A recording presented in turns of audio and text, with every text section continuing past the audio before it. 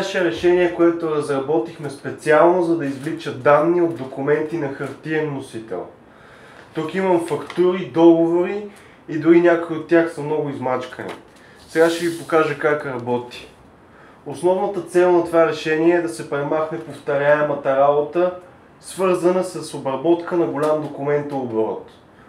В момента документът е сканиран и е влезнал в опашката за обработка, след което данните от него ще бъдат извлечени и ще бъдат подредени в таблица.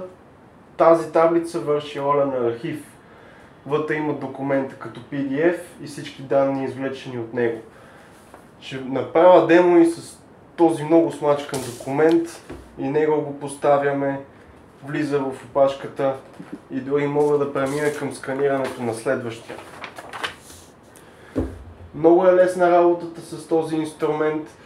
Така е направено, че дори и за фактури, те пак могат да бъдат подредени в таблица, така че да се налее в софтуерната система за счетоводство, която дори и сега ползвате без да е необходима смяна.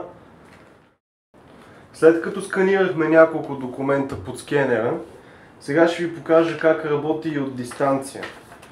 Да кажем, че сме отдалечени от офиса, но трябва да сканираме този документ. Взимаме телефона и през онлайн апликация натискаме единствения бутон Capture Document и правим една бърза снимка. Натискаме ОК и документа се изпраща и както може да забележите влиза в опашката в офиса. Много е лесно, много е просто и е направено за да ви облегчи.